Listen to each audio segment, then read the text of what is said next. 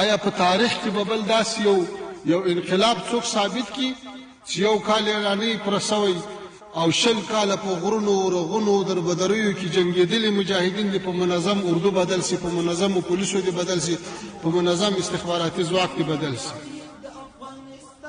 نن د موږ امنیت تر هغې کچې پورې پیاوړی ده چې دښمن هم یوازې د سړک په سر یا په مسجد کې حمله کولی سي.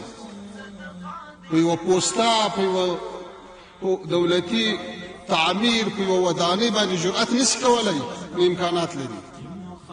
دا د ښه امنیت نښه ده. د دنیا مغرضې کړۍ او استخبارات په دې اخته دي چې افغانستان دنیا ته د تروریزم مرکز معرفي کړي.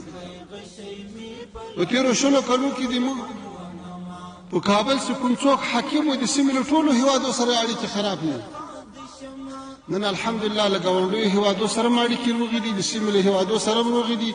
د ټولو سفیرانو او استازي دلته ناست دي، تاسې وینئ. له ټولو ګاونډیانو سره بندرونه هم خلاص دي او دغه د افغانستان الحمدلله اوس د ترانزیټ په مرکز بدلیدونکی ده، بلکې بدل شوی ده. افغانستان ته له چین نه د مالونو راتلل له 2 میاشتو له 10 ورځو ته راټیټ شوي، دا یو ښه پرمختګ ده. موږ باید دا څه وکتل شي چې آیا له موږ نه مخکې د برېښنا ښه حالت وکړو اوس، له موږ نه مخکې د سړکونو ښه حالت وکړو اوس، له موږ نه مخکې د پیسې د ثبات ښه حالت وکړو اوس، له موږ نه مخکې د امنیت ښه حالت وکړو اوس. نو په دغو ټولو برخو که واقعبینانه نظر وشي، د انصاف په سترګو ورته وکتل شي، بیا به انشاءالله ملت هم قناعت ولري، نړیوال به هم قناعت ولري.